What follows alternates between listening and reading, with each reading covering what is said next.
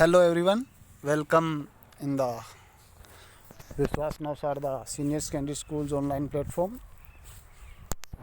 Myself Surjit and I'm teach you Polity. Second lesson we have going to start today. First lesson we have completed in the last lecture and now we are start the second lecture, Federalism. Federalism means संघवाद। तो 10th class का ये second lecture हम start कर रहे हैं, जिसका मतलब है कि फेडरलिज्म क्या होता है, किसे कहते हैं और इसके क्या ऑब्जेक्टिव है, संघीय व्यवस्थाएं क्या होती है। Federalism is a system of government in which power is divided among the central authority and various constitution unit of country. देश में सरकार जो है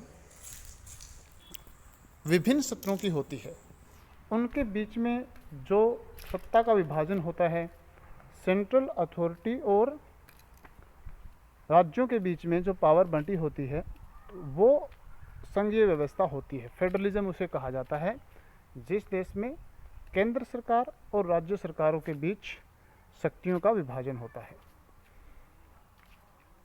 like Belgium after constitutional amendment, जैसा कि बेल्जियम में किया गया था, कॉन्स्टिट्यूशनल अमेंडमेंट के बाद सेपरेट पावर दी गई थी गवर्नमेंट, स्टेट गवर्नमेंट को, लोकल गवर्नमेंट को भी सेपरेट पावर दी गई थी।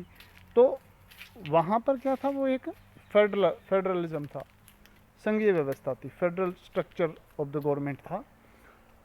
Usually federalism has two level of government.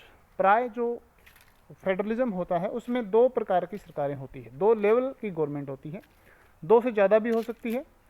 One for the entire country which is responsible for few subject related to common national interest.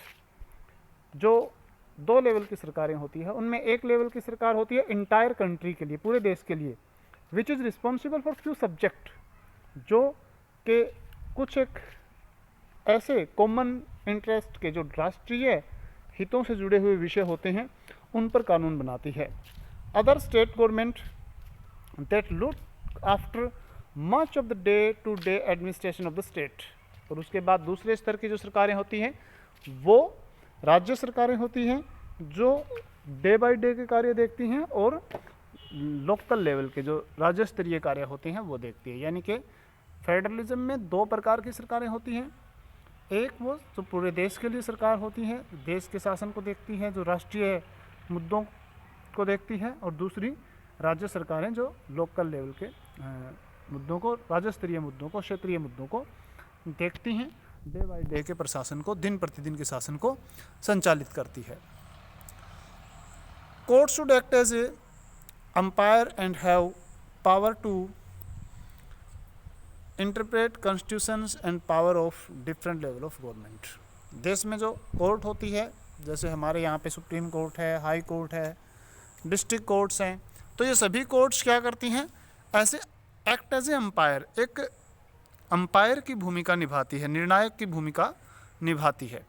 Have power to interpret the constitutions and power of different level of government. विभिन्न प्रकार की जो सरकारें होती है, चाहे राज्य सरकार हो, चाहे केंद्र सरकार हो, लोकल गवर्नमेंट हो, उन सभी के फैसलों को इंटरप्रेट करती है, उनको जो है उनकी व्याख्या करती है, उनकी पावर्स को चेक करती है। Sources of revenue of each level of the government are clearly specified to ensure its financial autonomy. Financial autonomy means कि सरकार को स्वायत्तता होती है, यानी कि राज्य सरकारों को कुछ वित्तीय संसाधन प्राप्त होते हैं, केंद्र सरकार को कुछ वित्तीय संसाधन होते हैं जिससे वो अपना रेवेन्यू इकट्ठा करते हैं। और ये जो रेवेन्यू सिस्टम्स हैं, each level of government are clearly specified, प्रत्येक प्रकार की सरकार के लिए क्लियर तरीके से स्पेसिफाइड होता है। जैसा कि जो रेवेन्यू सिस्टम है उसमें टैक्सेस होते हैं, जो टैक्सेस कलेक्शन है, वो डिफरेंट टाइप ऑफ गवर्नमेंट जो है वो डिफरेंट टैक्स कलेक्शन करती है और उन्हीं कलेक्शन से वो अपना रेवेन्यू कलेक्ट करते हैं। राज्य सरकार के अलग टैक्स होते हैं और केंद्र सरकार के अलग टैक्स होते हैं। Thus the federal government has double objective. इस प्रकार से दोहरे ऑब्जेक्टिव होते हैं फेडरल गवर्नमेंट के। दोहरे ऑब्जेक्टिव क्यों होते हैं, डबल जो उद्देश्य हैं वो क्यों हैं? क्योंकि एक केंद्रीय सरकार है और एक राज्य सरकार है, दोनों सरकारों के अपने अपने उद्देश्य होते हैं और उन्हें संविधान के दायरों में रहते हुए वो सरकारें प्राप्त करती है। तो उसमें डबल ऑब्जेक्टिव होते हैं। क्या होता है देखिए, फर्स्ट वन है सेफगार्ड और promote unity of the country. सबसे पहले तो देश की सुरक्षा जो है वो जरूरी है, वो महत्वपूर्ण है, और देश में एकता बनाए रखना महत्वपूर्ण है। ये दोनों ही नेशनल इंटरेस्ट के विषय हैं, यानी कि राष्ट्रीय हित के विषय हैं। कोई भी राज्य हो या कोई भी केंद्र शासित प्रदेश हो, सभी की एकता और सभी की सेफ्टी जो है वो ज़रूरी है, और इसलिए राष्ट्रीय विषय होने के कारण, नेशनल इंटरेस्ट का विषय होने के कारण सेंट्रल गवर्नमेंट जो है इस पर कानून बनाती है। अकोमोडेट रीजनल डाइवर्सिटीज़, और उसके बाद दूसरा कार्य जो होता है वो अकोमोडेट रीजनल डाइवर्सिटीज़। जो विभिन्नताएं होती हैं उनको अकोमोडेट करना, जैसा कि हमने बेल्जियम में देखा कि so many differences among the society and the Belgium model accommodate all of their social groups. सभी सोशल ग्रुप्स को उन्होंने अकोमोडेट किया, यानी कि सबको हिस्सा दे दिया, अपना जो पावर शेयरिंग थी वो कर दी। इसीलिए कहा जाता है कि अकोमोडेट रीजनल डाइवर्सिटी। क्षेत्रीय विभिन्नताएं होती है भारत में, जम्मू कश्मीर से लेकर के कन्याकुमारी तक, गुजरात से लेकर के अरुणाचल प्रदेश तक, जितनी भी डाइवर्सिटीज़ हैं उन सभी को अकोमोडेट करना, ये एक राष्ट्रीय इंटरेस्ट का कार्य है, नेशनल लेवल का कार्य है। इसके लिए सरकारों को अलग अलग पहचान भी दी गई है, जो राज्य सरकारें हैं, और केंद्र सरकार भी इसमें सहयोग करती है। तो तभी ऐसा हो पाता है कि हम रीजनल डाइवर्सिटीज़ को अकोमोडेट करते हैं।